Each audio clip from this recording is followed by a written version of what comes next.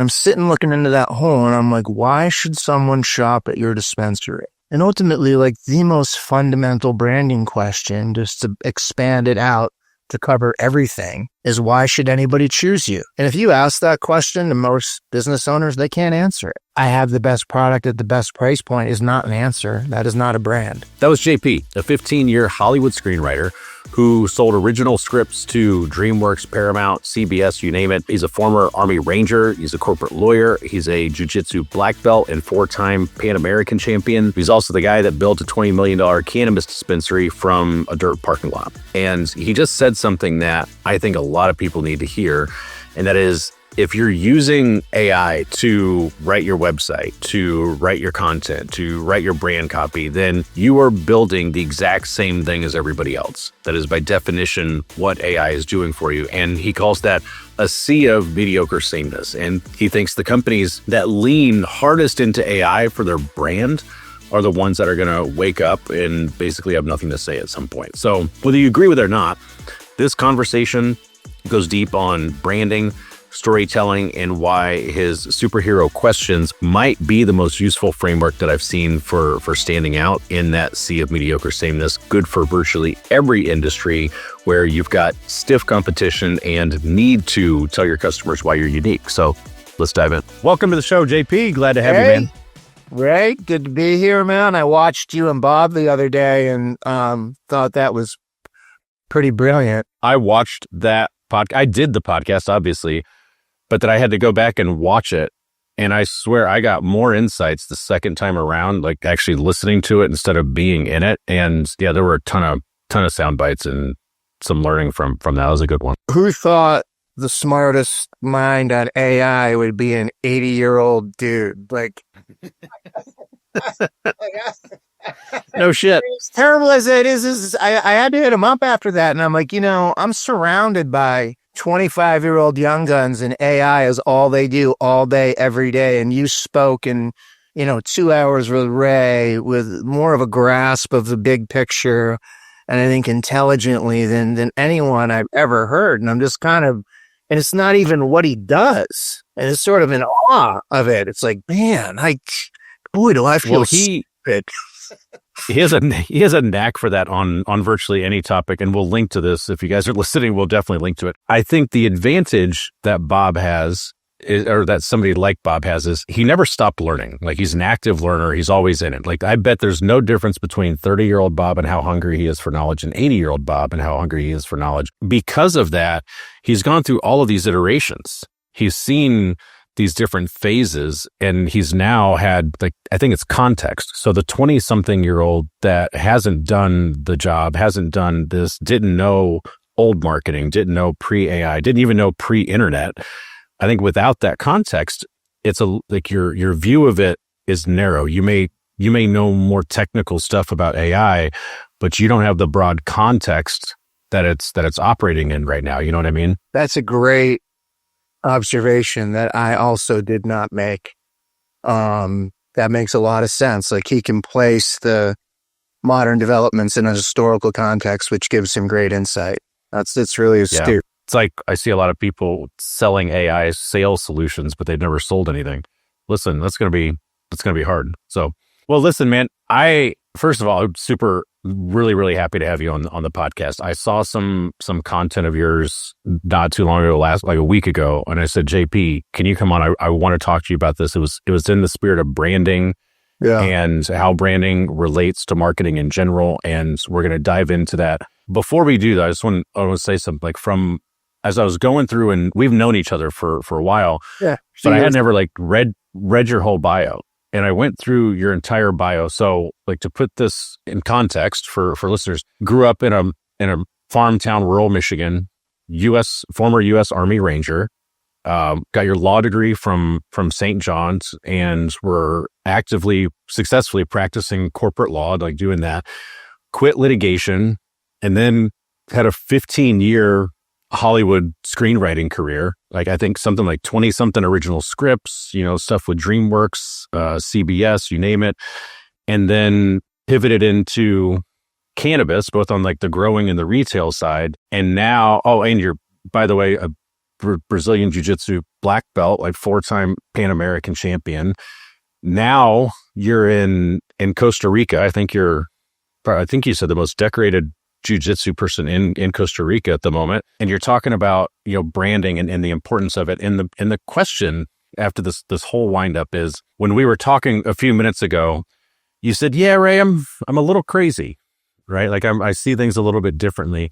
Yeah. And my question is, did all of the diverse experience drive the way that you see the world and you thinking you're crazy and how you make some of those decisions and not wanting to do stuff you don't want to do? Was it the experience created that, or was it because that's how you see the world that created all of these crazy diverse experiences?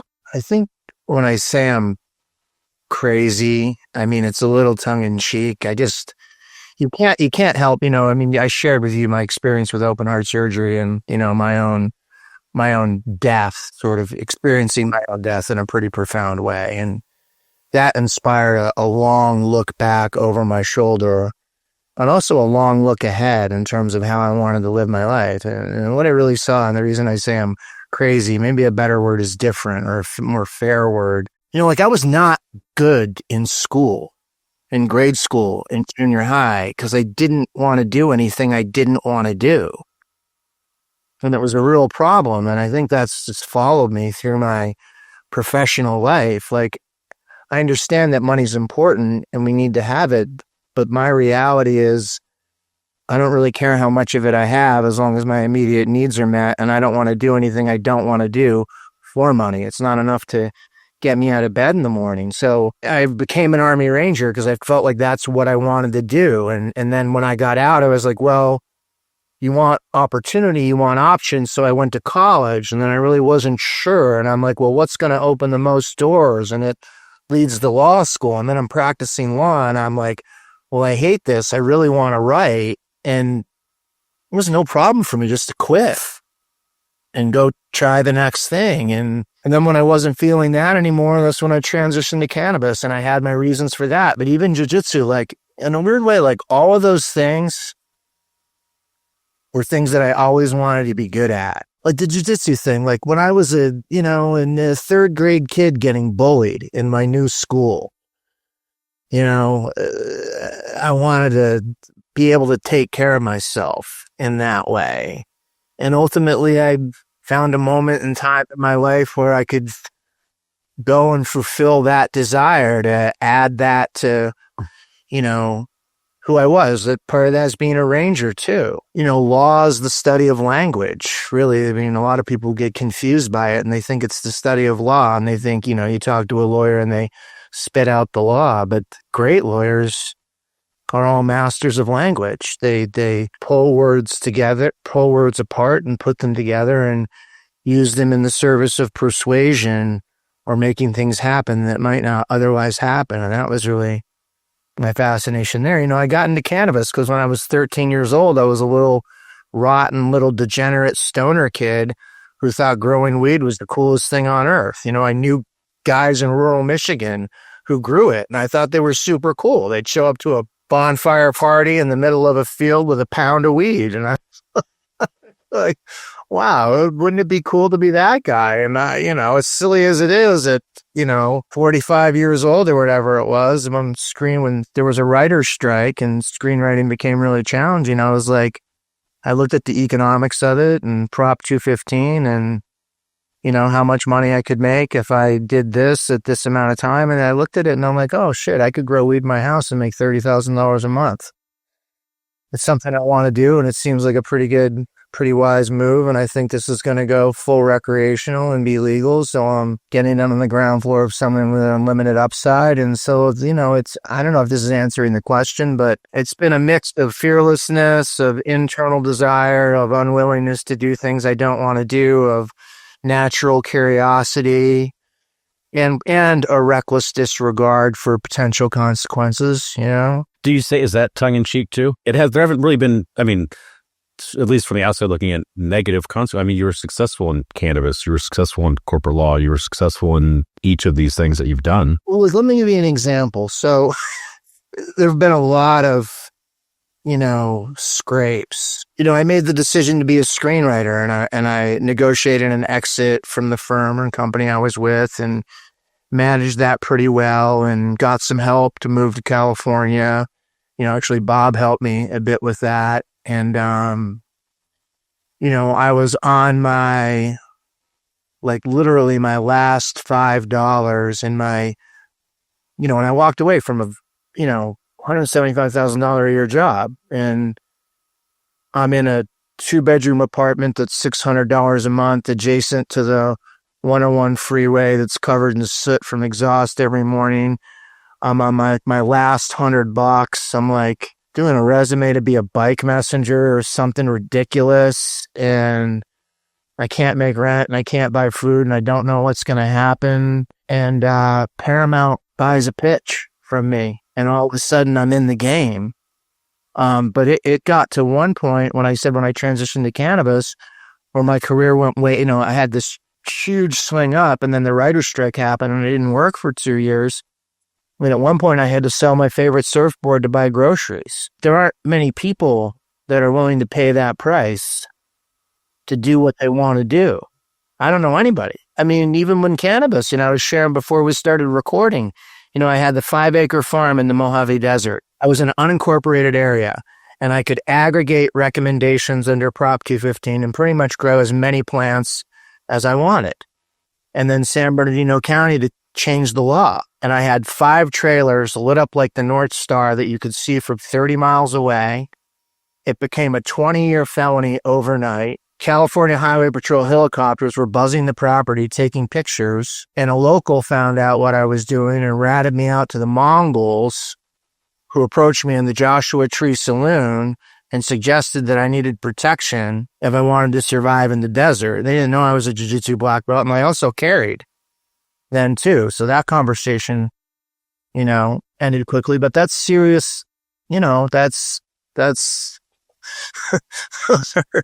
those are consequences. And when and I was really, honestly, I don't want to get too caught up in the weed of it all, but I had a lot of moments when I had transitioned to cultivation. Not any once I got to retail, because I know it was completely above board and fully licensed and everything was fine, but I was kind of in the gray area as a cultivator. I can't tell you how many close scrapes I had where I was just what are you doing? You were a lawyer. You were a writer. Now you're in a rider truck with 1,000 pounds of weed in the back, and there's a CHP behind you, and or there's a helicopter over your product. This is going to end badly. And what keeps you going at that point? Is it the money? Is it the win? Is it there's no way out? You got to keep going. You can't, so these gross, I had probably, the Mojave project, I was pulling scrap double wide trailers onto a 5-acre property in the Mojave Desert. There's probably $750,000 invested in that project. I got all 5 trailers lit up, every dime I have invested in what I'm doing. And those plants are going to take as long as they're going to take to finish. Mm-hmm. So what do? You either walk away from all of it with nothing and try to figure out how to survive, or you do what I did, which was sleep in my guard tower with a 12 gauge and 2 Rottweilers for 6 weeks and get the run out. And when I pulled that run down, I pulled it down, I put it in a truck, I gathered all my belongings from that property, and I left, and I never looked back. Did you have a team? Was it just you? Yeah, I had staff. I cashed them all out. And I also kept them appraised of what was going on and said, look, if any of you don't want to be here right now, if you feel at risk, I understand. A couple people did leave. A couple guys stayed on with me. I cashed them out when we were done. And, that was the end of that property. And then I was able to transition to licensed retail. But even that was a process. When I launched Tropicana, I went back to being a lawyer. I drafted the merit-based application because cannabis licenses for retail are competitive. So Santa Ana was opening up for 10 more licenses. And I had a friend that was waitlisted under medical. So he had a leg up and he wanted to partner with me. So I became his counsel, put the lawyer hat back on, drafted the merit-based app, won out. And then that began my transitioned into retail and things, weren't nearly as sketchy as they were in the cultivation days. But even that was like, I didn't anticipate it going there, but it was just like, it was where it went. You ever watch like a movie, A Simple Plan, or or read that book? Sometimes when you make a decision, you get stuck on a path, on a trajectory, and it just goes where it goes. And yeah, I guess I could have jumped off the train at any time, but I wouldn't have known what to do. I didn't have a cushion. And so it was like, the die is cast. I made this decision to jump into cultivation, and 10 years later, I'm in the Mojave Desert looking at a CHP helicopter, wondering when the Mongols are going to come. It was not what I anticipated or what I wanted. It seemed ridiculous to me when I thought about it. That wasn't on the vision board. No, it was absolutely not on the vision board, which may be pretty foolish because of course it can go there, right? I mean, that's a potential consequence. But again, maybe that gets to the reckless disregard thing. It was just something I wanted to do. And part of that too is, and this will go back to the Hollywood of it, I had a lot of success in Hollywood. I sold a lot of original work. I made a lot of money. Did an episode of CSI New York, did an uncredited rewrite on Torque, but I did not have a lot of success getting my original work made. And I reached a point where I felt like, I've been in this town for almost 15 years and I've made a lot of money and I've gotten to do what I love, which is writing, but I don't have very much to show for it. And it felt incredibly unsatisfying. Like almost like I had done nothing, even though I was the farthest thing in the world from nothing. Part of what motivated the transition to cannabis was something I always wanted to do, but it was also like a tangible thing. It's either good or it's not. When you finish a script, you hand it off to the producers in the studio, and it's just not yours anymore. And whatever's going to happen is going to happen. But at least when I got into farming, I was like, okay, I want to learn how to do this. I really enjoy it. And when it's done, it's objectively good or not. And if it's objectively good, it's going to sell for whatever the ticket is for objectively good cannabis. And it just felt like something more substantive or real than the basically selling air, which is what I was doing before. You do a great job as a writer, and it never sees the light of day, right? More So often like than your not, best it work doesn't. sits on a shelf. Yeah. I'm shopping one right now, and it's actually the best thing I've ever written in my entire life. And my old lawyer, who's, a really connected guy in Hollywood, has read it, and he's like, this is by far the best thing you've ever read. It's pretty incredible. I think you deserve another shot. I think the material deserves another shot. I want to get behind it. And, he's shopping it right now, but we'll see. When I hear the cannabis part of this, I think there's a lot of business owners that don't appreciate how similar cannabis is to so many other industries. Like they see the weed part of this. But when I read some of what you're talking about with marketing and with branding, when it comes to cannabis, I see so many industries in the exact same light that you see cannabis. Because to your point, you can have a good product, but you have a lot of people with a good product, right? And competing and selling that good product, it starts to feel like a commodity, right? Like it's, or at least my view, and you can correct me if I'm wrong about the industry, but as you're talking about, how do you differentiate? And this is obviously from the growing into the retail side of it. Is it a commodity? Or am I looking at that wrong? We're going to switch and now start to talk about retail. I mean, I think I got a little off on a tangent talking about the reckless disregard and how some decisions can manifest in outcomes that are negative and you don't want. I got a little sidetracked there, but I had a moment. So yes, cannabis can absolutely be a commodity.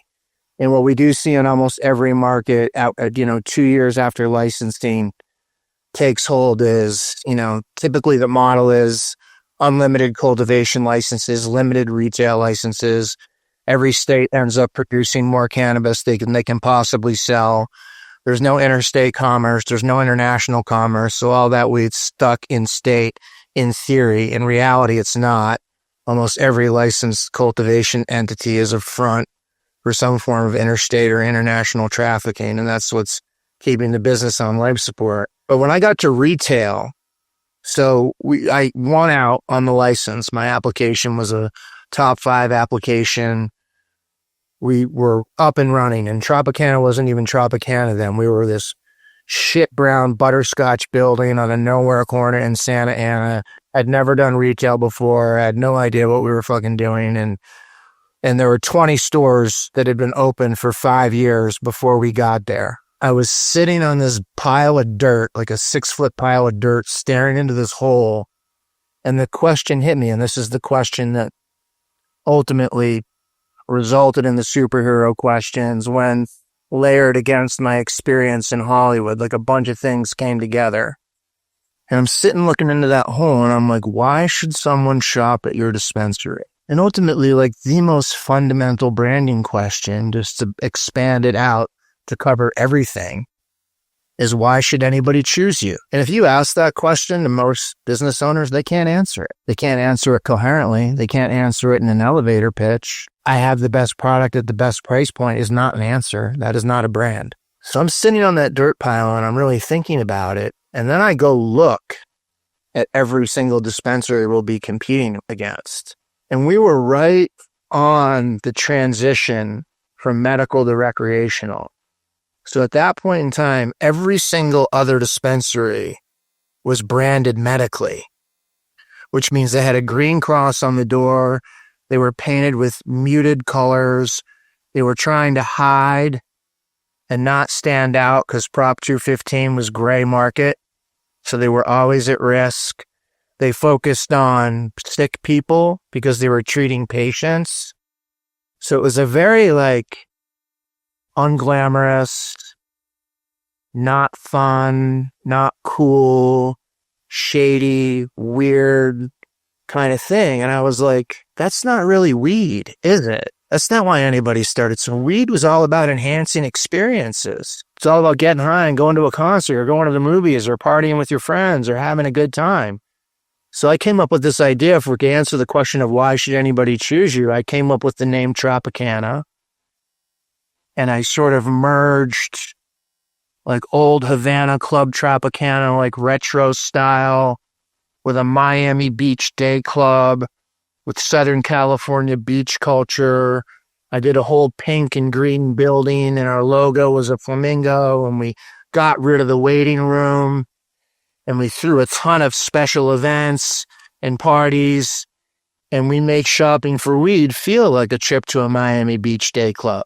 Extraordinary, like white glove customer service, accepted returns of products, no questions asked. I mean, nobody did that in this space. We literally, I did make the decision to do cannabis retail in a way that no one was doing cannabis retail. And within 18 months, we were a $20 million a year shop. And we took every one of those customers from one of those muted, medically branded places with a waiting room. And yeah, we did SEO. Yeah, we did traditional marketing. But you think about SEO and marketing and what does it do? Well, it's just really a visibility play, right? So that's great. You need a visibility play. You need people to be able to find you, If you can be top 3 Google business profile in the Google 3-pack, if you can be, top 3 search result, absolutely beneficial. But then what? Okay, the customer clicks. They click on your Google business profile. They click on your website. Well, what do they see there? What's the experience on that page? That's where you're making your argument.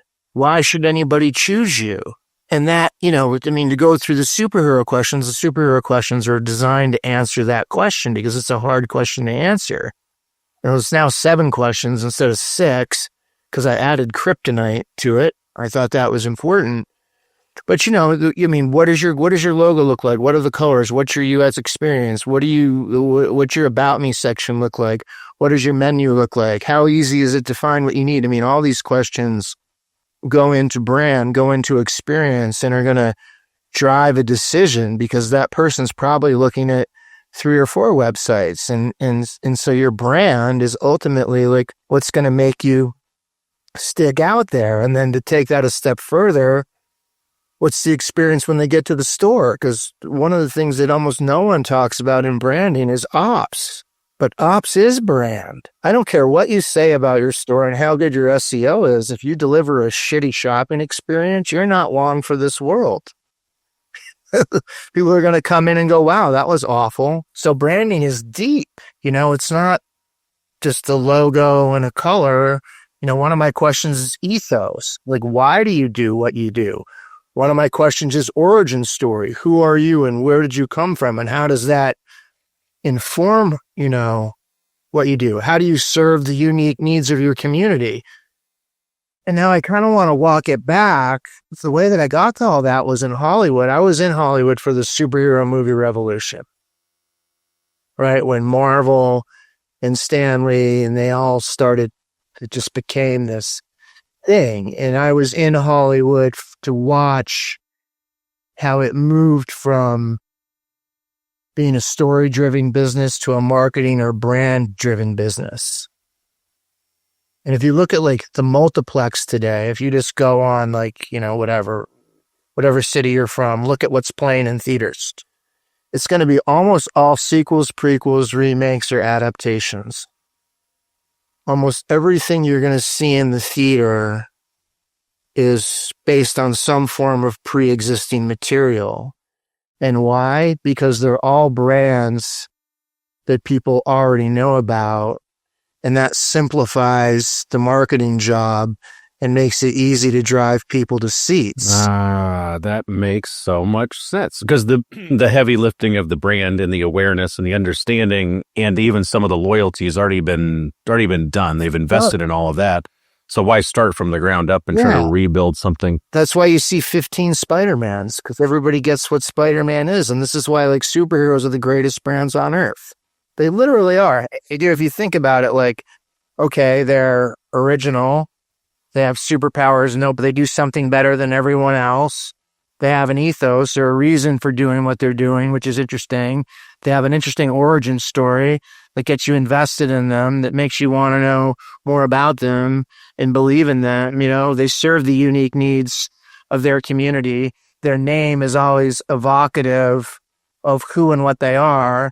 Their logo is unmistakable or anything other than who they are. Like every single one of those, like if you want to build a brand in any category on earth and be good, you need to do all those things.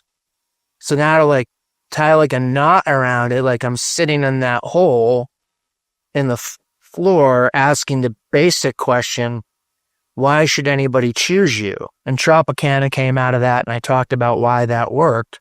But when I left Tropicana, I went to become CMO of a digital agency.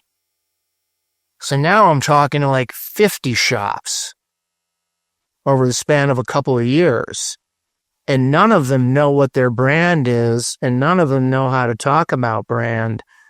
And I'm trying to communicate, and I can't find a common dialogue. I can't get anyone to understand, like, look, brand before marketing. And, all marketing is pipe. It's a delivery system. That's all it is. And the pipe doesn't matter. A monkey can run the pipe for the most part. What you put in that pipe is your brand and your messaging. And that's what's going to answer the question, why you? Eventually, talking to so many companies that can't talk about brand, I got frustrated. Like, legitimately, like, what the fuck am I doing? This is ridiculous. These people are cutting $20,000 checks for marketing, and they don't have anything to say. And in cannabis, it's a really unique problem. This is different than other industries in this way. It's like, because it opened for licensing, and that's what created the market, you had a ton of people just rush into that business because they could, right? Because all of a sudden it was legal and I can get a license and I can be first to market and make money. People weren't rushing into that industry because they had a really great idea, right? I mean, tomorrow, if you wanted to start a sneaker company, right, you'd recognize that I'm going to be competing against Nike and everybody else, and I better have a really good idea. Jeans, I better have a really, but cannabis, it's like people just thought they were going to get a license and open the door and start minting cash. They didn't even put any thought into it. And so I'm trying to help these companies, and I'm looking at all this awful copy, and I'm like, how do we do this? And I started thinking about superheroes and ultimately like wrote an article about it, and that slowly evolved into the rules. And then, I left the agency because they don't really care about brand. And I really wanted to, this may sound a little, egotistical or a little like grand, but I really feel like the superhero questions have a great potential to democratize branding for everyone. The point that you make about the rewrites of the movie, it's the ROI on marketing is multiplied because the heavy lifting is already done. So if they're going to spend the same amount of money on marketing for a brand new movie with no brand or an established brand, they know that they're going to get multiples more by investing the same amount of money into something with a brand. At the foundation, it kind of proves the thesis of what you're saying. Like it's brand before marketing, and then like you pour marketing and amplifies what you have. To the point about SEO. SEO can get you seen, but if what people see is commoditized shit, then you haven't actually done anything. In fact, you might hurt yourself by broadcasting I'm average to everybody. If I do it really well and I get seen by everybody, and now they've all seen I'm just like everybody else. Like that's. And I should add this too, because it'll make a little more sense on how I got here. Like, the writer's strike hit and the business changed. And my stock in trade in Hollywood was selling original material on pitch. And when I came back from the strike, the appetite for original material was that, because everything had turned to sequel, prequel, remake. So that change in how Hollywood did business had a direct impact on my business in Hollywood, which was an object lesson in the importance of brand and how serious brand is. And then ultimately that, when I landed in retail, I was able to take, after a certain amount of time, that lesson and apply it to the problem I was looking at in cannabis. And it even goes even deeper. I mean, these studios, they make 10 Spider-Man movies. I mean, that's brand equity, and it's brand equity in the studio, and that's a library they own, and that's IP. And like e-commerce in cannabis is kind of a mess because of federal law, right? So there are third-party e-com platforms that you can use. So if you go on if I want to take the easy route, you can go on my website and go to my menu. When you go click on my menu, it'll route you to Weedmaps. And Weedmaps will be my e-commerce solution. My menu will sit on Weedmaps. But here's and that's really easy. What's your website? What's your website? Whatever website, Tropicana.com or I'm just saying any hypothetical Gotcha. Okay. cannabis website. You can use these e-com solutions. But I looked at that and I was like, well, hold on. Now Weedmaps owns my customer. Weedmaps is getting all my data. Like, this is a terrible solution, and I'm not building any equity in my brand. So it's one of the things that I try to do with cannabis companies is go like, everybody wants to spend as little as possible on their website, and everybody wants to spend as little as possible on their branded copy, and nobody wants to pay a writer, and everybody just wants to dump a bunch of keywords into ChatGPT and call that a homepage. And I'm looking at that and going, you don't understand. Your website is your brand. Spending money on it so that it's a top shelf brand, so that it's a difference maker, so that it's an experience is what makes you the choice. And that money is building brand equity. And your marketing spend, instead of sending it to a third-party platform, and by the way, that includes social media. Social media should only be a tool to get people off of social media and onto your website, because your website is the property you own. You want to drive all customer traffic there. And anything you do outside of that is a tool to just get them there. I'll even take it farther. I don't believe in running ads for conversion. Google ads, Meta ads, whatever. No, email capture. Fuck conversion. Conversion's a one-time sale, and you're probably never going to see him again. Dedicate that spend towards getting the email so you can retarget that consumer over and over and over again. That's brand equity. You now own that consumer. And it's proven out. It generates more revenue over time. So brand and investing in brand is a way to create something that's worth something. And that, again, is a Hollywood lesson, right? It's IP. Ideas are worth something.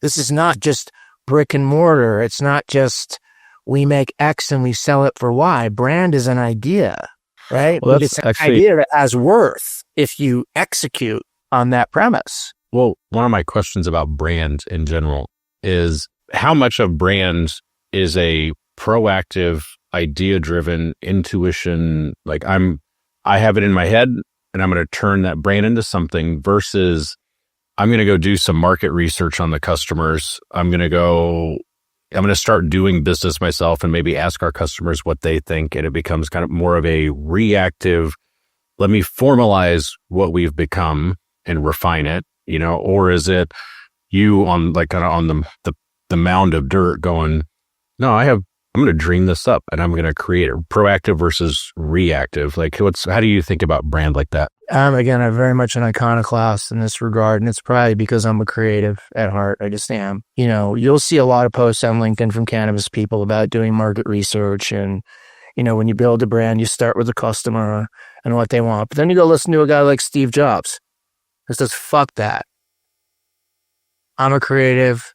I tell the people what they want before they even know they want it. My opinion, I don't think any great brand was ever created in a focus group.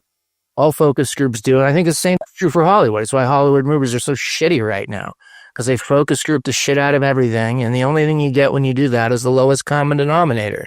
You get the least objectionable answer. Yes, it's the lowest risk strategy, right? Because you're not doing anything objectionable, so the probability of you failing and making money or going upside down is remote, but you're never going to get anything great. Answer the superhero questions like we're human beings. We have experiences. Like, yeah, I know not everyone's a creative, but even if you're not a creative, like you've had to have life experiences, you have to have a point of view. There has to be like something you believe in or something that you care about. And really the superhero questions are designed to sort of like get that out of founders, right? Like, who are you? What do you think? The superhero questions, those are designed to walk a business owner or whoever, like the brand strategist, through the process of discovering or creating their brand, like having their own light bulb. Yeah, I want to talk to the founder. I want to talk to the founder. I don't want to talk to their director of marketing. Director of marketing is not the one who decided to create that business. And I know the founder's not going to have all the answers and he might not quite understand, but I think like from just a jumping off point, I want raw imagination. I want to get to know that human being. I want to feel that creative energy. I want to understand their vision. Like, what's your origin story? Like, we talked a little bit about mine, and mine's really wild, and I've done all these things, and that's how I've learned what I've learned and why I am where I am. But I know you have one. I know Bob has told me about you for years, and I know you guys, worked together at the chamber, and he played kind of a mentor role, and you were in politics, and now you've gone on to this thing. I know your origin story. And so I feel like I know Ray Green a little bit and I can invest in Ray Green because I like his story. But then I'll say in response to proactive versus reactive, you're going to have experiences every day while you're operating that are going to inform what you're doing. And you're going to see, I got some things wrong here. And some of my vision doesn't stack up to reality, and you're going to shift. And so, you're going to start here, but eventually a brand really does kind of, if you're attentive, it does take on a life of its own. Sort of becomes an organic thing. And as a founder or a creator, you've got to sort of evolve as people are reacting to what you're doing. I mean, one of the things I got really, really wrong, and this is interesting, and I think it's changing now, but I made Tropicana a very female-friendly business because females were really underserved. They didn't go to dispensaries a lot. They used delivery more, and I saw that as a way that I could attract a market that most dispensaries weren't appealing to, and it was a good growth strategy. And then I saw a lot of really interesting like microdosed products that would be really good for new users. And I thought because it was legal, there would be a lot of new users. So that was sort of some of my foundational strategy. What I ended up finding out, at least for Tropicana, was that the vast majority of our business were stoners. They were people that had smoked weed for years. They weren't new users. I made a lot of efforts to attract female consumers, from Women on Wednesday promotions to special events where I, sponsored women-only brands, and I could only incrementally improve my percentage of female customers. And eventually, we realized that the party aspect of the Tropicana brand was catering to people who use cannabis to get high, to have fun. And those were the brands, and that was the market we focused on. And that was a huge lesson. And I still see it. I think, cannabis is new. And I think those markets that I was interested in are evolving and getting bigger now. We're starting to see a little bit more of that happen, but I was wrong. That wasn't the growth strategy. The growth strategy was catering to this audience that was already there. And this is what they wanted. They wanted fire weed. They wanted fire concentrate. They wanted cool vapes and great flavors and hip bands and edge and, and we were able to, shift and meet that. So I'm picturing like an IT business owner, right? Like I work with a lot of IT companies. And I'm picturing someone go, yeah, dude, this is weeb. Like this isn't my business. How does this relate to me?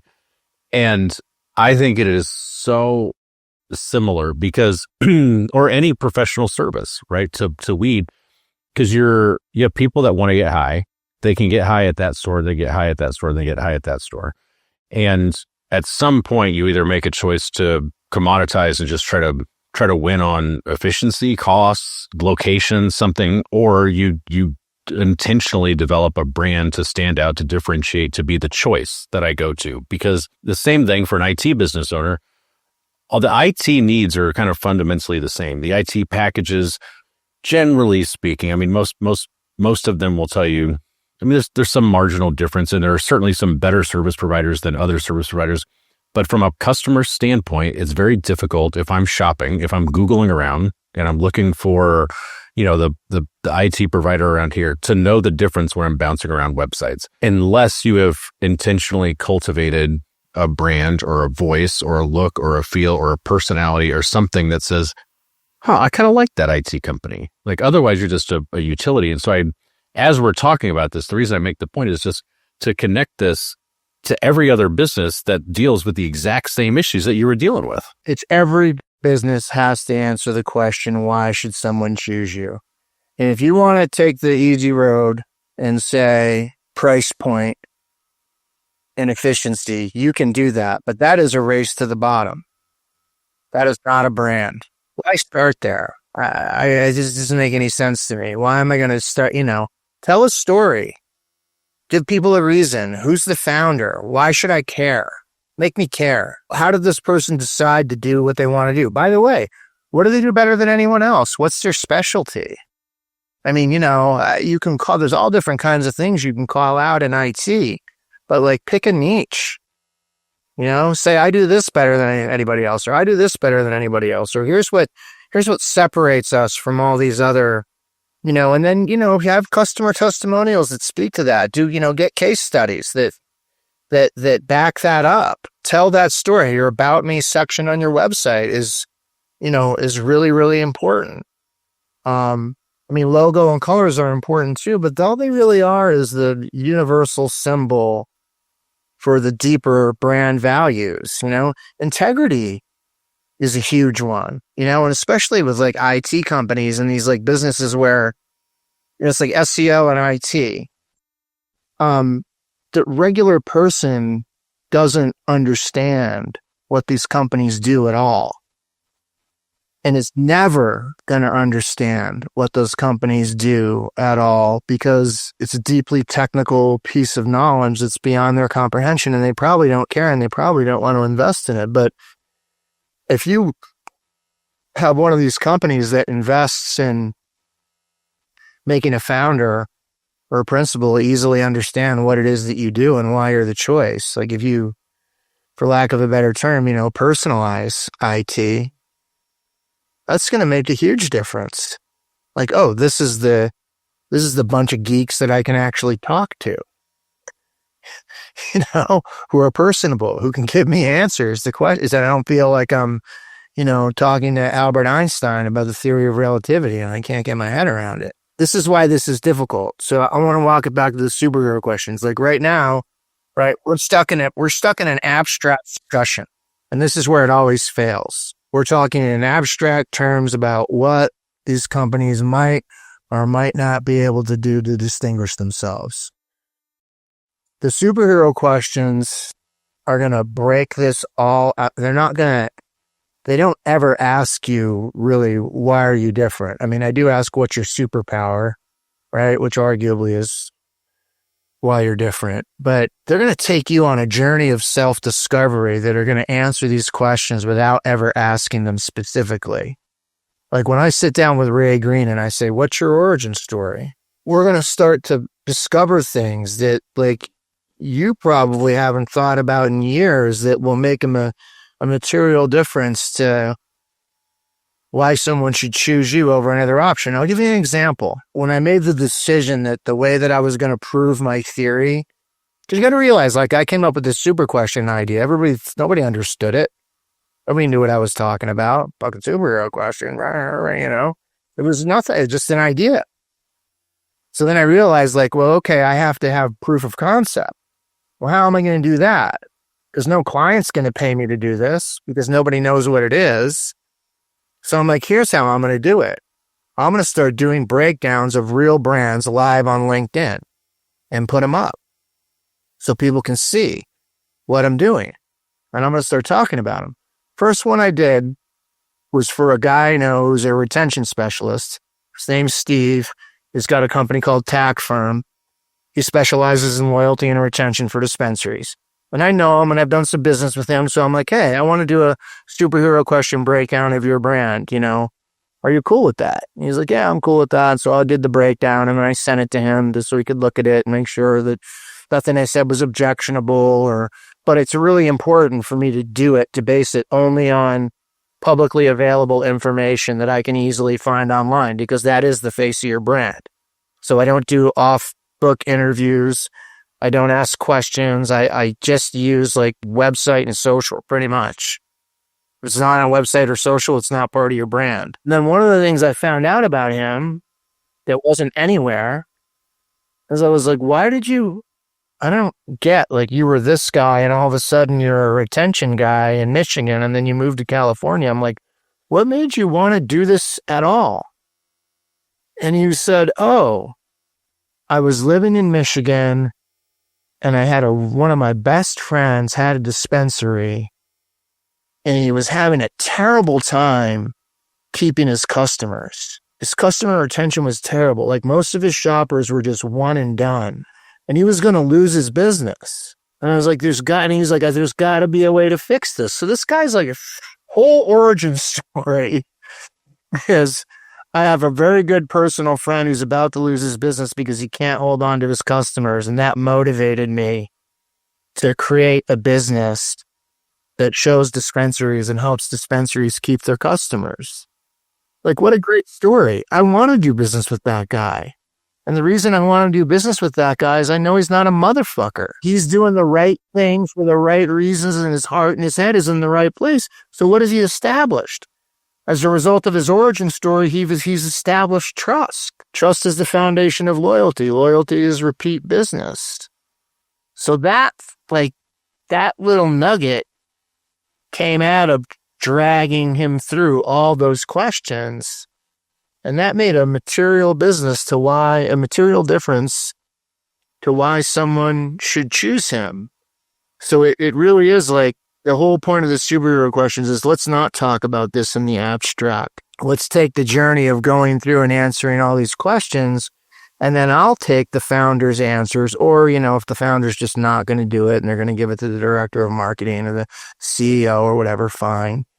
But then I'll look at it and then I'll start to apply, you know, what I'll call my unique creative genius to their answers, right? Like I've given them a sort of like let's compare it to getting a physical or like you getting your heart looked at, right? And you get all that data and now you've got to go, okay, here are all these answers. Well, now what does this mean to brand? And then ultimately, like from there, I'll create the narratives and then from the narratives, I'll blow it out into a set of branding, like a more traditional brand guidelines. So they'll have, you know, the whole thing. But ultimately, like I prefer to write the copy and just see the whole. How many questions are there? How many questions are there? There are 7 now. And this is kind of funny. Okay, like what are they though? So origin story, ethos, kryptonite is a new one that I had left off, but I think it's really important. Every superhero has kryptonite. Every brand has a kryptonite.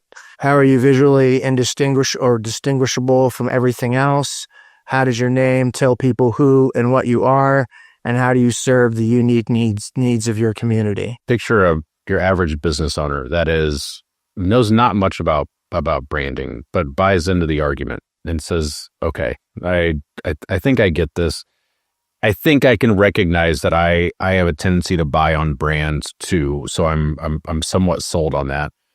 And so one option is obviously call JP and have him do this. But as they start to work through this, how effective can you be at working through your own branding versus having somebody like an objective set of eyes on it? Meaning, you, Tropicana, you dreamed it up on a dirt mound. 18 months later, you've got a $20 million business, and it is the brands, right? Visually and everything that you had in mind.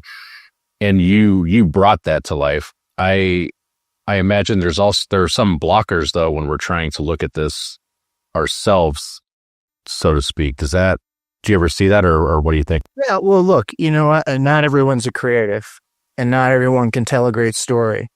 And some people are not very self-aware, or may not even understand their own reasons. And all those things are true. And I don't mean that in a derogatory way at all. Like we all have, different attributes, particularly with IT companies and people who are more sort of technically oriented. They tend to not lean in to storytelling or things like ethos or, why.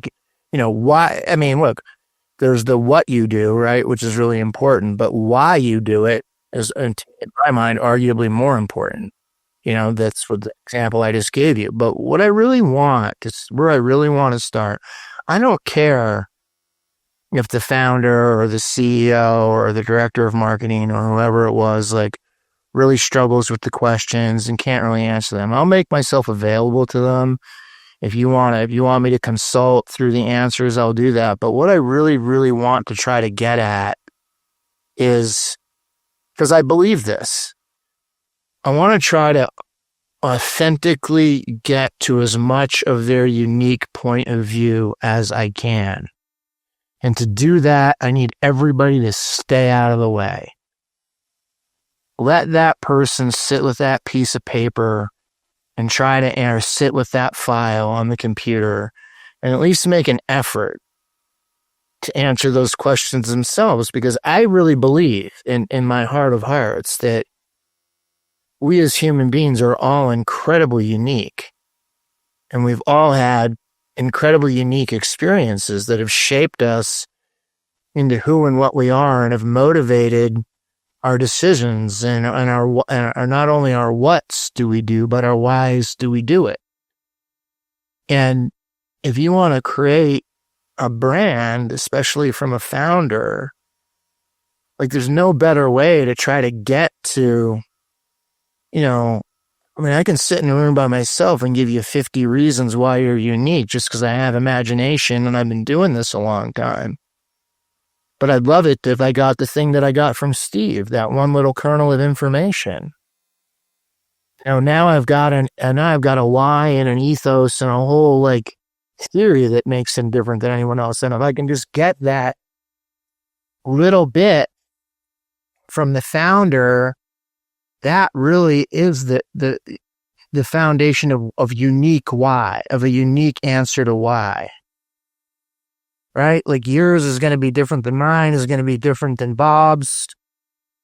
And then, then it's mine. Yeah, that's sort of it. And the beauty of it is I'm not asking them, again, the abstract question that no one can answer. Why your brand? What makes your brand great? Why should anybody choose your brand? Blah, blah, blah, blah. I don't know.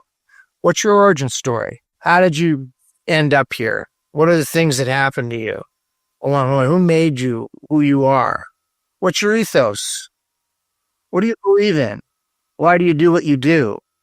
Why is that important? What's your superpower? What do you think you do better than anyone else that makes you special? What are the things or things? How do you serve the unique needs of your community? Do you care? Are you someone do you give away products? Do you do sponsor food drives? I mean, those maybe are not great answers, but like how, is your service so unique? What do you call your brand? I mean, in your case, it's your name, right? I mean, you made a decision but you're very conscious with it. Like, I watch you, I see your stuff. You're very intentional with your persona and photographs and posts and the way you talk about information and how that evolves. Like, the Ray Green brand is very distinct. Like, you are a brand and you're very, very good at it. Even how you weave Mexico into it. On the tank top and fitness and family, and when you talk about your wife and then the whole thing, like, you're very intentional. There's not another you out there. What's funny is I saw one of those prompts. People say like, hey, go ask your AI of choice, hey, what are some interesting things that you may know about me from the way that I communicate that I may not know about myself. And one of the things that came back with, I asked Claude, I said, hey, so what are some things that I may not know?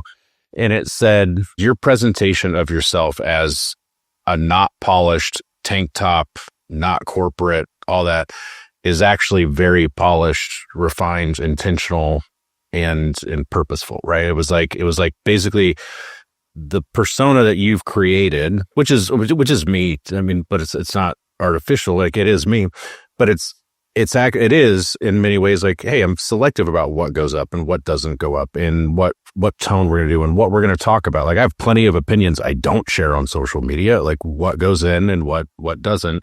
And it is intentional. But I have a question on this because I've straddled the personal brand, company brand thing for a while, right? Like for a big part of when I went out on my own, it was just Ray, right? Like I was just doing my own consulting, this and that.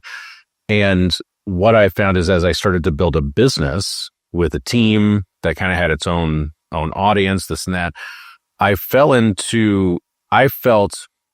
trapped in some ways by the business brand and what I could do. Like, there's plenty of stuff that I want to talk about, that I want to do, that I want to share about because I like writing. I'm a creative too. I mean, hell, like half of this conversation doesn't fit into my specific market.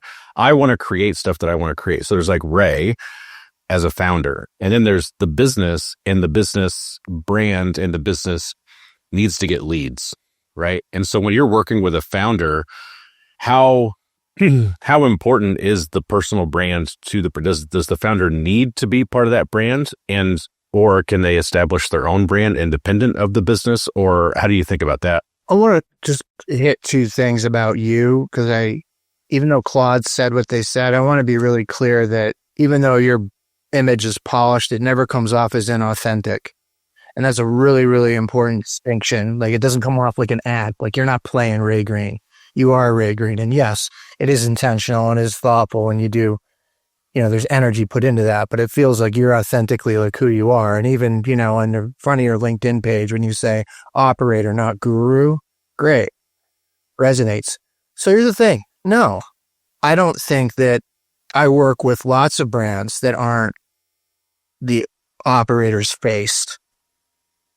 I was CMO of Deep Roots Partners, it was Deep Roots Partners. It wasn't the operators, but operator does not need to be front and center. It can be a company name, but nothing changes in terms of, I still want that founder's unique point of view. It just becomes the point of view of the company, with maybe the founders, founder-driven content and becoming a thought leader is really important in B2B marketing, and, you can do that, but I don't think you have to. There's a large POS company that I was talking to about helping them with B2B, and one of my critiques of the company was they were publishing most of their high-value content through the company LinkedIn page. That had 18,000 followers. Their founder and CEO, who's incredibly bright and incredibly articulate and incredibly photogenic and has this amazing story, is saying almost nothing about his company. He's just reposting his company posts.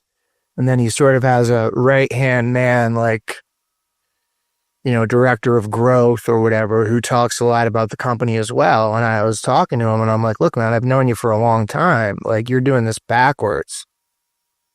All this content should be coming out of your mouth, and you should be the guy with 18,000 people in front of you. Because honestly, like, the reason I chose you as my POS system back in the day was because of you. I identified you as a human being who, A, used to be an operator, and B, that I could trust and rely on if something wasn't working right.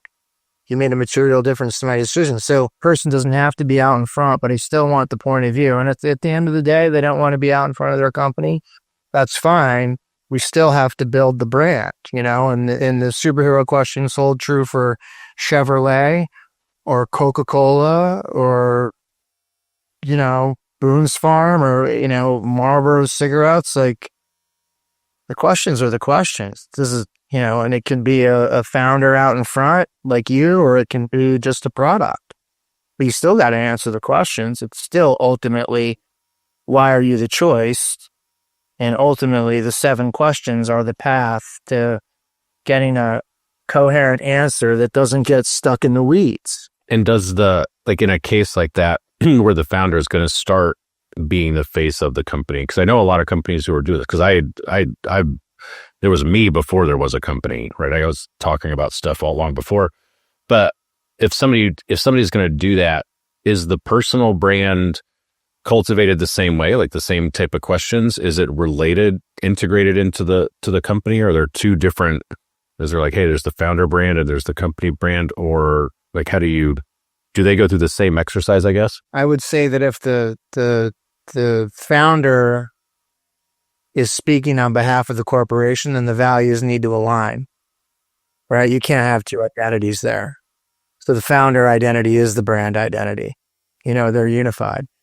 If the founder's not out in front, then he's not talking, and it sort of doesn't matter, right? If they'd made the decision that they're not going to comment on their company or be a spokesperson, then we're not really worried about their personal brands so much. So I think it kind of becomes less of an issue. But yeah, in a synergy, you can't have a personal brand that's in conflict with the company identity. That's just going to create a huge disconnect for people. It's also going to it also raises a really interesting question of, like, why? When you see this a lot in my industry, like, look, there's a lot of people out there that are just doing something because they found a niche or they saw an opportunity, and they're just trying to make money and they don't really care, right? Like, they're not doing it for any sort of appreciation or passion or place of, wow, I really care about this thing. And I guess if we're honest, if you're not an entrepreneur or you don't own a business, that's probably most people have just settled for whatever it is they think they can do to get through the debt. But you don't want a founder like that. I mean, that's just forget it. You're dead. I don't want to hire anybody who doesn't love what they do and who doesn't believe in it and who doesn't have some really great reasons for why they're doing it and isn't motivated to be the best they can possibly be at it. I mean, all that stuff is vital. I mean, there's probably something to that. And that may be one of the prerequisites. Like, listen, if this is just a transactional thing, it's going to be difficult to build a break. It's not going to be authentic. You're not going to, there's no there, right? Like underneath. I mean, then you're just back to like creating, Coca-Cola or, I mean, I'm not trying to shit on Coca-Cola, but now you're like, okay, you're a founder. This is just a business opportunity for you. You don't really care. You saw a niche. You want to exploit it. So you can just go over here and run the company. And now we'll engage in a superhero question branding exercise. And I guess if it's me that needs to answer the questions, then I'll answer the questions. Ultimately, that's not the kind of business that I really want to do. Thankfully, I've never been put in that situation. But, for me, I think, I've told enough of my story where, authenticity really, really matters to me. I need to feel authentic in what I'm doing every day. I can't, I'm constitutionally incapable of not following my heart and in doing the things that I want to do, that I believe in, that I'm passionate about. And as a result, I find it really difficult to interface or work with people who aren't wired the same way. Thankfully, I'm almost always working with entrepreneurs. And entrepreneurs are entrepreneurs for a reason. They've made a much harder choice to live a much harder life, to do things that have not been done and create something out of nothing. And you don't get to be that person, I think, unless you really, really believe in what you're doing and you're willing to take extraordinary risks to make that happen. Well, if you don't have some degree of energy or passion or some why, I mean, even if it is just the success itself, then you won't make it. Like there's too much bullshit that you have to deal with in business there are easier ways to make some money. You know what I mean? You sent me an article the other day on storytelling, like the demand for storytellers. I think it was in the Wall Street Journal that the demand for storytellers is increasing. Like they're searching for a really high pay. Like I think it was Wall Street and fintech, like some of these other industries. What is like $300,000 for a storyteller in a corporate role? Why is that? I mean, isn't it easier to tell a story today with AI? I mean, like, shouldn't you? No. Look, I'll tell you a story about, and I use AI, right? So I'm not going to go off on some ridiculous anti-AI tangent, but here are some truths. AI can only work with what's existing and what you give it as a prompt. So it is, by its very nature, it's not creative. It's plagiarism tool. It's a remanufacturing what's already been done. So it can't be original. You've got everybody on Earth leaning into AI to answer questions, to be creative, to do all this work. I'll give you an example in SEO.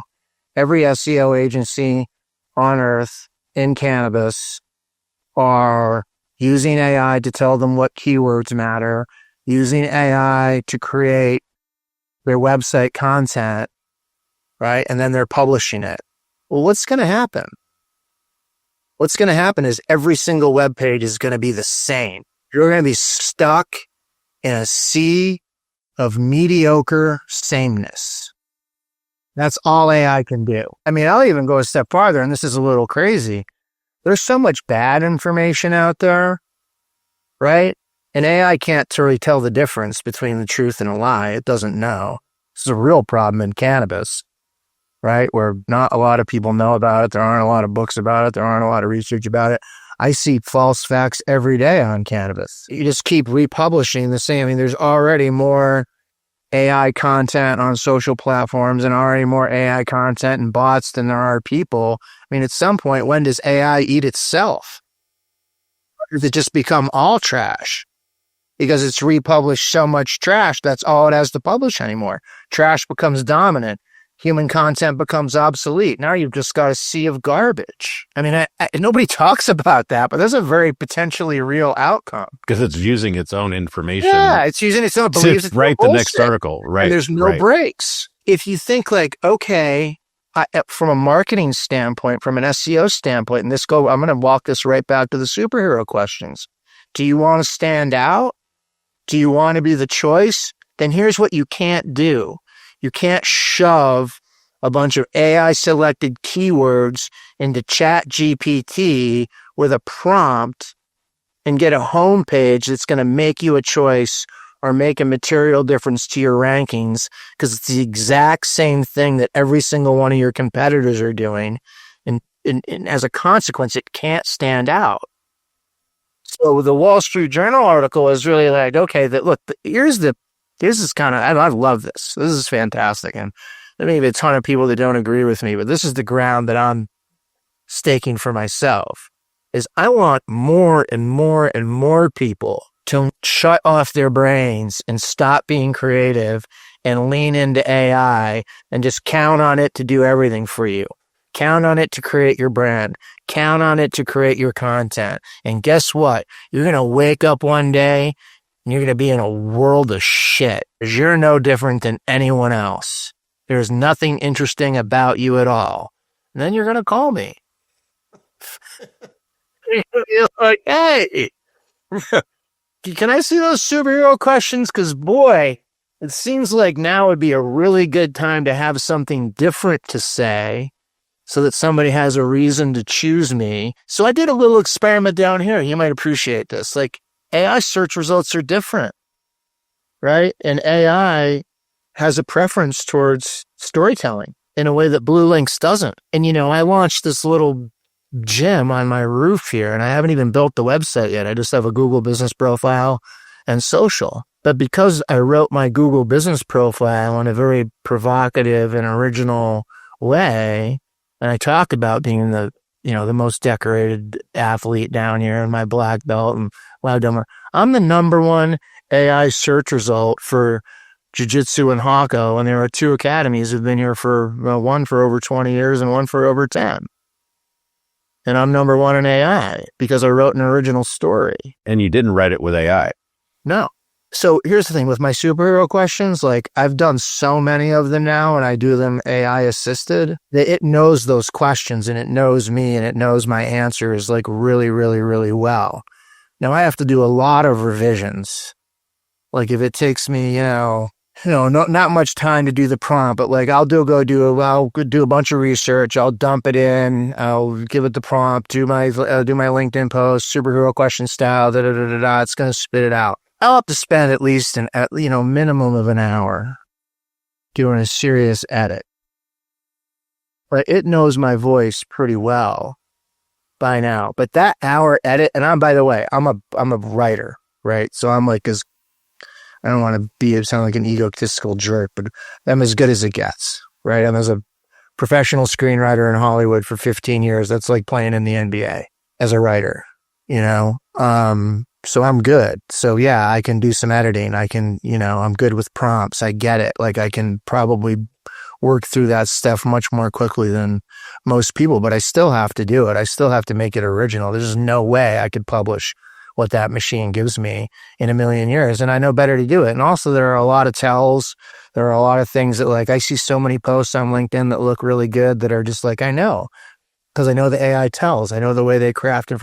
It's not this, it's that. It's not A, it's B. It's forget about womp or womp. And it's like, it's got this rhythm to it and you can just smell it. Yeah, you can almost get down to the point if you use it enough, you can almost tell which LLM is being used. Like, oh, hey, that's a Claude style or that's a GP. And I'm a very, very heavy user of AI, not to turn this into like a full on AI, but I'm on both ends of the extreme right now because I'm as early of an adopter as you can be. Like I wear a AI device like all day, right? Like it's recording and it helps. Like, so I'm a heavy user of AI. I use it in the business frequently, but I'm also at the same time, I'm very much against how I see the way that I'll say it this way, the way that I'm teaching my kids AI is that AI is not meant to be a tool to be lazy. Right. And I see so many people using AI as a tool to be lazy. Like I was working with a writer helping me with content at one point,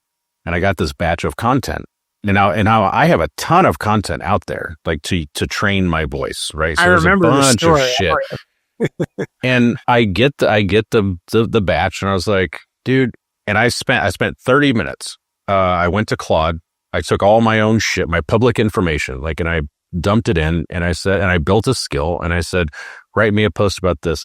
And I shit you not, JP, it was the exact same hook. It was the exact same, like all the way down. Like it was the exact same product that I got. And it was because somebody had said, hey, I'm just going to phone it in. I'm just going to, I'm going to sell the old product as if it's the new thing. And I said, dude, I think you're using AI wrong. Like there's so many better ways to leverage this than like to your point about dumping shit into AI, like to get the answers for something like this. For example, like if you gave me the superhero questions and I go to AI and I'm saying, hey, help me answer these questions real quick. And I send that back to you, like what I'm going to get is by definition, the mean, the average of anything, which is the opposite of what you're trying to do. Yeah. I don't think they get. And this is like, and as a creative, and I know you're a creative and a writer, and I remember you posted about that. And I even remember another post you wrote about how you were changing your business again because you got so focused on efficiency, you got away from being creative and doing some of the things that you like to do. And I had a strong identification with that post because I'm that guy. Like, I don't want to give the writing to someone else. The writing is my favorite thing. Like, that's why I get up in the morning. I write every day. whether I need to or not. I just love it. Fiction, posts, like morning pages, like whatever. It just doesn't stop. But what people don't understand is like point of view and breaking story. Point of view is something that's unique to you. It's the way that you perceive the world. It's your unique outlook, and you have one and I have one. And so as a jumping off point, like anything that you're putting into AI, you have to build in your point of view or your perspective as part of the direction, right? Or you're not going to get that. But then also it's like breaking story, right? And by breaking story, I mean like, what's your unique way in? Like I put up a post today. Basically my unique view was to basically craft a post around brand controversy being positive. And here are all my different views or thoughts on that. And then I had to work with it a lot to get it right, but you have to tell it what story you want to tell. So the lowest common denominator is chat, give me a post about, why AI doesn't have a point of view. And you're just going to get some bullshit. But if you go, here's who I am and here's what I think and here are my 3 or 4 observations about that based on these experiences, and here's a couple things I've read, and can you synthesize all of that into something coherent? Well, now you've got something, right?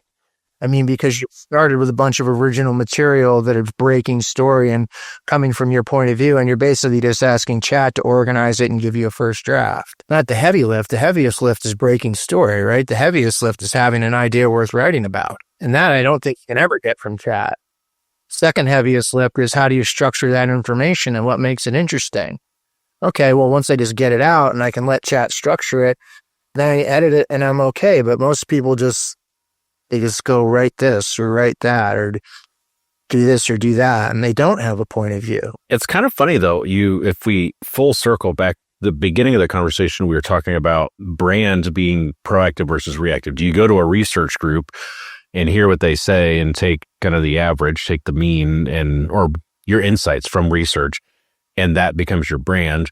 Or do you have a point of view? Like, is there something proactively that you're going to drive? And I think the way that you described the research groups sounded very much like AI to me. Like what you're going to get is you're going to ask a bunch of questions. You're going to find the safe answer, like the one that doesn't cause too much controversy. Like you're going to use that research, and that's how it's usually incorporated, which is almost by definition exactly what AI is. It's out there. It's finding all of the stuff and mean. Right, but this is why I say you have to start with a point of view. Point of view is the brake on that car. I'm saying this is the way that I want you to talk about it, right? I'm approaching it with a really strong point of view. Like, this is my point of view. This is what I'm trying to get across. Here are the pieces of information that I'm going to give you as a foundation. Now execute. I'm not asking it to answer the question I'm giving it that. And I think that's why it works differently. That's in my mind why I'm able to use that tool to do at least part of the lift for high level original content is I'm front loading it with a strong perspective and information that supports that perspective. And I'm saying, do that. What does it help you with most? Because you are a writer, so you have the point of view, structure. What does it help you with the most? First drafts are brutal, and first drafts also don't matter, right? Any professional writer will tell you, there's nothing more difficult than staring at the empty page, and I've spent years of my life doing that, and that's as hard a job as it is on planet Earth. Staring at an empty page and filling it up with interesting shit that people want to read is a rough road. It's super fun and rewarding and I love it, but it's a hard job, man. Being smart all day long on the page, not easy. And a lot of it's drudgery. Like first draft is drudgery. Writers will say, if you're doing your first draft, just get it all out. Spit it all out. Diarrhea. Don't edit sentences. Don't worry about structure. Don't worry about order. Don't worry about any of it. Just write it. What AI does for me is I can do that now really easily. Like that garbage first draft. right? Just that verbal diary. Here's my point of view. Here's what, that's my prompt. And then I give it a direction, refine that into this post from my point of view. So it will tape that my point of view, that verbal diarrhea, that writer's first draft, that just getting the idea out, because writing is rewriting, right? And it will rework that into something with some order, structure, and coherency. So it'll take me a quantum leap from my regurgitation of my point of view and a bunch of facts and maybe some articles and maybe some photographs, I don't know. And it will just order it for me. And then and it's really weird. It's like very helpful in that way. Cause like, and then I can see like, okay, here's my ideas. I don't like where it went here. It didn't really get it, but it kind of put the stuff in order and I can see it more clearly. And now it's like easier for me to work with and even make it more original and get closer to my point of view. And maybe if I'm lucky, it gives me a couple insights that I think are really good that I didn't get. Like, there's a back and forth. Like there's an exchange. It's not just static. It's like I say, oh, Charlie Brown likes baseball. And then he said, and then it just, so like when I'm on that with chat, it's like I'm bringing it all this shit and then it gives me something back. And then I look at what it says and then that is a whole nother iteration. But again, the most important thing I think is like, what do you start with? What do you feed it? Because that's going to dictate the quality of the answer and the uniqueness of the answer. And I think that's where people fail because that's the heavy lift. That's where you have to have a point of view. That's where you kind of need to know what you're doing. That's, the essence of being a creative. And then, of course, the editing process is equally important, right? Because you can't rush that. And so it's what you do on the front end and what you do on the back end. And it just compresses that time frame to completion. Maybe it doubles my efficiency. And I'll say this too. There's a lot of kinds of writing I don't use it for at all. Like I don't use it for creative writing because it's not writing at the same level. I don't use it for screenwriting. If I'm writing a movie or a TV show, no, it doesn't come into play at all. I'm not letting it touch that. It doesn't have enough data to be good at it, even if it was not a good writer.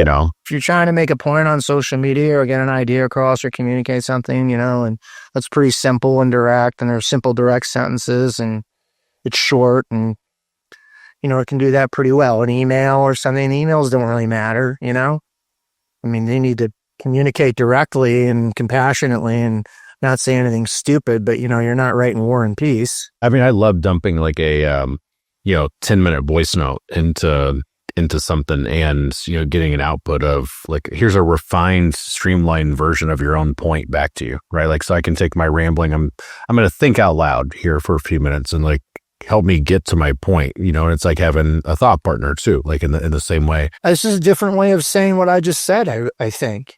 You're just doing it verbally with a recorder. You're getting out your unique point of view and your thoughts, and they're disordered, and you're rambling, and then it's helping you synthesize them. I mean, the old way to do that, and a lot of writers did this. They spoke into a tape recorder, right? And then we had machines that would transcribe your words, into exactly what you said into type. But you've got a little advancement on that, which I think works because it is your unique perspective and point of view. And at the end of the day, that's really like, everybody is leaning so hard into this technology. And I think it should go here because, the superhero question is really in branding. AI creates problems there. And if people are like marketing, look, Bob said it himself, like AI is eating marketing agencies, right? Everybody thinks they can be a marketer now. Well, guess what? Everybody's in for a rude awakening. Yeah, it eliminates risk. Yes, you can get to the lowest common denominator that much more quickly. But why is that the goal? I mean, if your goal is the lowest common denominator or average, why are you even doing what you're doing? Yeah, if everybody in the industry uses the same thing to get to differentiate, nobody's different. Yeah, and that's it. And that's the Sea of Sameness. And I see it already. I see it in LinkedIn content. I see it in website content. It's already having that impact. And it's just going to get worse and worse and worse and worse, which takes you back to that thing. It was a little Wall Street Journal article about storytelling. The job posting for a $300,000 storyteller is basically, hey, we need a marketer that's not using AI, that still has creative, still has a creative bone, not using AI, but you know what I mean? Like, it wouldn't surprise me if they don't interview a lot of screenwriters. I mean, and I'm going to throw this out here, and I don't really know if this is true or not, but it's kind of a wild story and it's totally unrelated to anything. But I was in Hollywood during 9/11, and there was a rumor going around that DOJ went to William Morris or Endeavor or whatever and said, give me your top 6 screenwriters. And they put them in a room and they asked these screenwriters to come up with every potential terrorist doomsday scenario. Because that's what screenwriters do. They sit in a room all day and they think about crazy shit. Right? And then they write a story about it. And so, like, if the Wall Street Journal was looking for, look, when I was, doing pretty well as a writer, I was banging probably $500,000, $750,000 a year. And so, $300,000 corporate story writer, yeah, I could do that. I don't know if I want to, but I'm definitely a fit. If anybody out there's listening, you're looking for a $300,000 writer. Speaking of storytelling, you're working on a book right now too, right? I was working on a book like loosely based on my life, sort of semi-autobiographical because it's sort of interesting. But, there's another idea that came out of the superhero questions. And this is pretty personal and interesting. As I was working with, I have my personal story, right? I've done all the different things I've done in my life, but, the shit I went through with my heart was life altering. I sat and held hands with death for 2 years. And then I went away and it was like 3-year, like deep inward gaze. And I did yoga teacher training and I drank ayahuasca and I talked to shaman and I really was like, why am I here and what am I doing? Because this could end at any second and I don't really like the result I've gotten thus far. Not that I'd wasted my time. I haven't wasted any time. I've done everything I've ever set out to do in my entire life and been successful at it. But here's the rub. For whatever reason, it wasn't enough. Every time I reach the top of a mountain, I'm like, there's 3 minutes. Oh, wow, that's cool. And then it's like, what's next? And nothing's ever good enough. I can't be that guy anymore. I just want some peace. So then I start working with people on these superhero questions, and we're starting to get into origin story and ethos and why people do what they do. And I started to hear these stories from people that are, a lot of them are tragic and difficult. People made decisions to go certain directions because, of the way their life went. And I had this sort of second idea for something called The Superhero Rules. And it's a book sort of along the lines of, what is it, The 4 Engagements? Or what's the name of that book? I don't know. Or anyway. People have been in difficult situations, like you're going through what you've going through with your heart, and that's serious. And I went through what I went through. And I've heard people say this over and over and over again, like people who are down on their luck, people who are struggling, people who things like aren't working for them anymore. Like, be the superhero in your life. I don't know if you've ever heard anyone say that, but be your own superhero. Sounds really good. Yeah, be your superhero. Until you're like, what the fuck does that mean? Does that mean I get a cape? Does that mean I learn how to fly? Does that mean I get a belt like Batman? Like, I don't have any of those attributes. Like, how can I possibly be the superhero in my life? And I started to look at that through the prism of the superhero questions and started thinking about origin story, who you are and how you got to where you are, ethos, what do you love, what do you believe in, superpowers, like, what are you unique at? Service, how do you help people?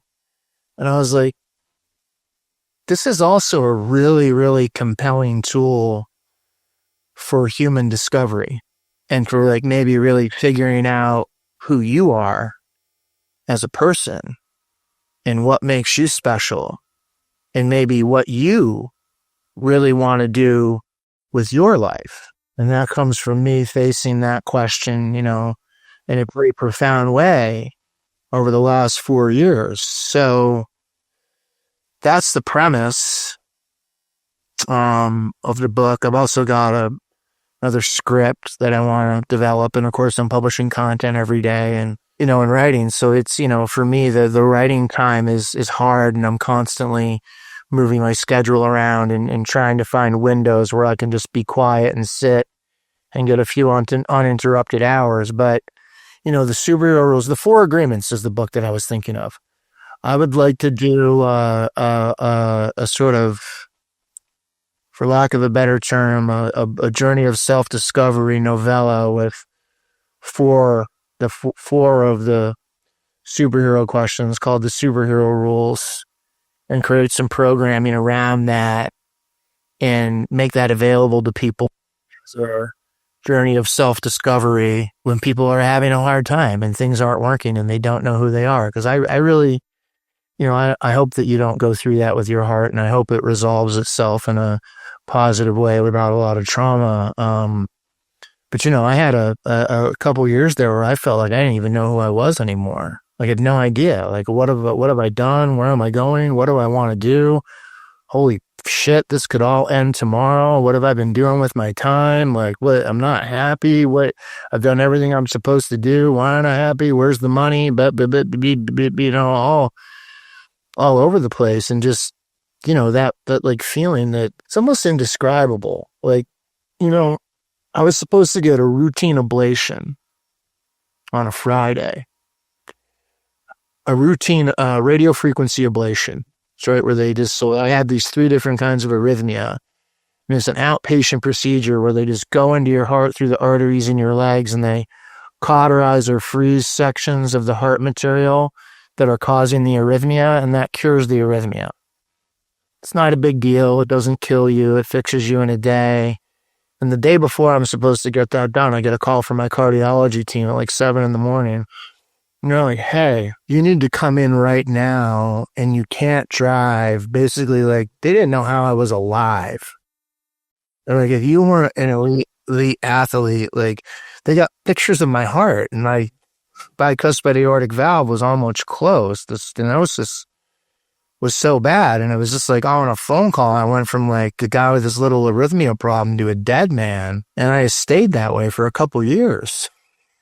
I wish I could take that experience and put it inside everyone, because it just makes you think about life differently. When you say you stayed that way for a couple of years, what do you mean? You can't just get right into open heart surgery, right? Because especially these high level guys, they're booked for years. So I got lucky with Dr. Pretorius, and I got an opening, but I'm not sure how much time, but there was a period of time before I could see him where I had 3 different kinds of arrhythmia, and I was on 2 different anti-arrhythmia medications and blood thinners, and was still having supraventricular tachycardia and all these. And I just like, you could go, like, like, they can't fix this until I go on surgery, and any one of these incidents could take me out.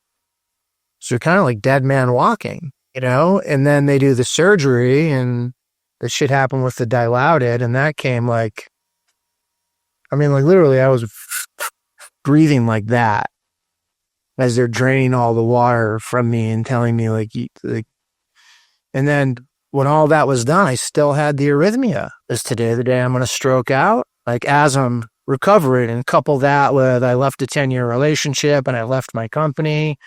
So it was like, not only was I in this situation, but my whole life is sort of, kind of burned to ash around that. And it just left me with a real sort of desire to kind of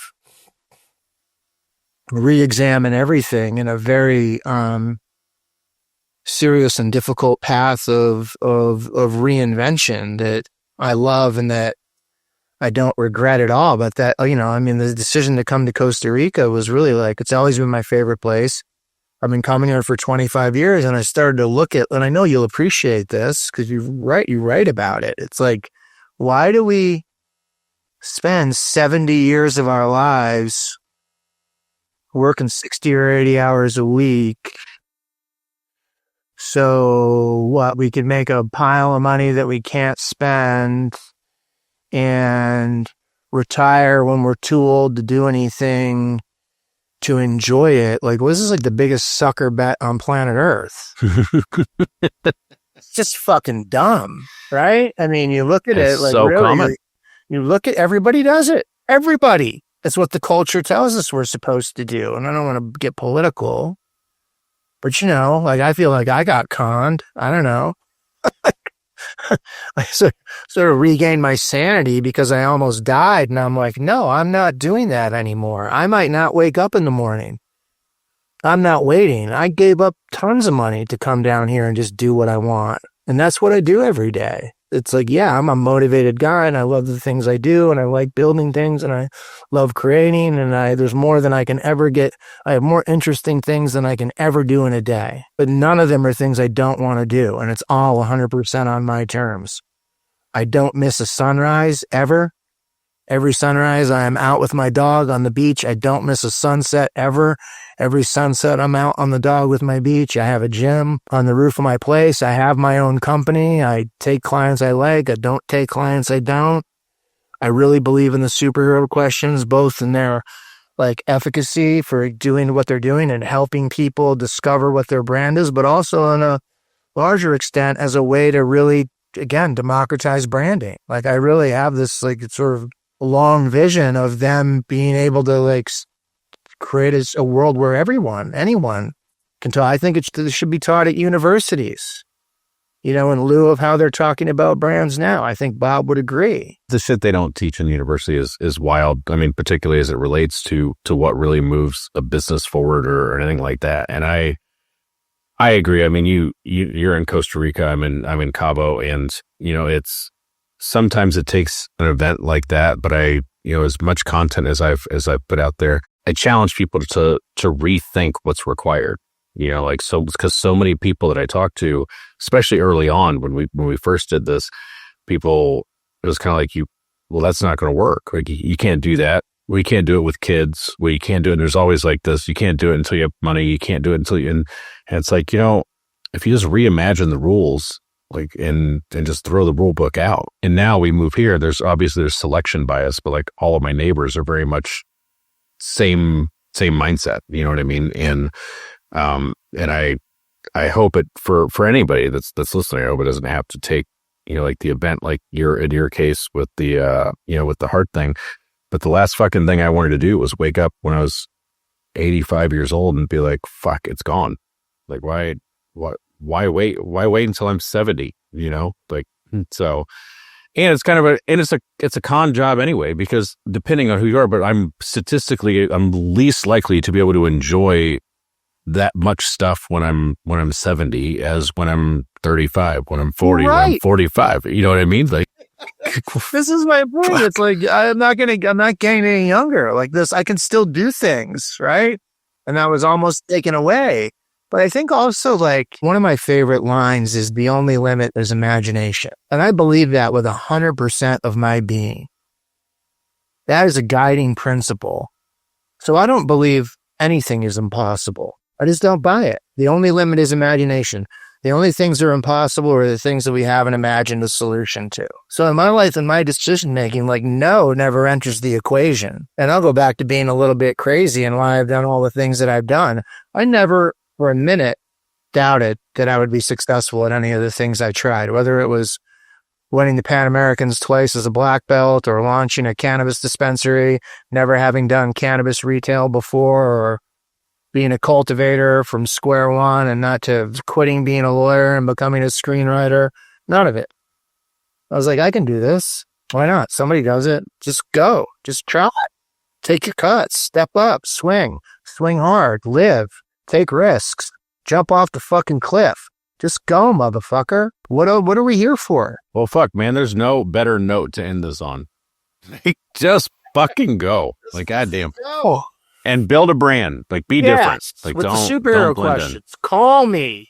Fuck. Don't fall into the sea of sameness. Where can people find you, JP? Oh, LinkedIn's great. Stoned Ape is my company, and I should probably touch on that a little bit because if we have time, do you know Stoned Ape theory? You familiar with it? No. So Paul Stamets is the foremost, he's one of the most brilliant minds on psychedelic mushrooms and other kinds of mushrooms.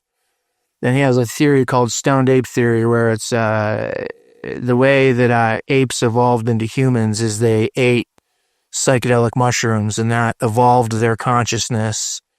And that's how human beings came out of primates. So my company is Stoned Ape, and it's awareness evolved. But what that really means is I'm trying to evolve awareness of brand and get people to think about brand differently and create this common language that democratizes brand so we can all understand it and have meaningful conversations and build great brands. That's this present jump into the abyss. And I just launched the company 4 months ago. So we're still very much in its infancy, but I think people are really connecting with the idea. And once they run through the questions, they can really see the sort of the simple genius in it and how it moves us from sort of branding bullshit to brass tacks. Well, the messaging that you have on LinkedIn lately it's been so on point. And I like just in post after post after post, I was like, dude, it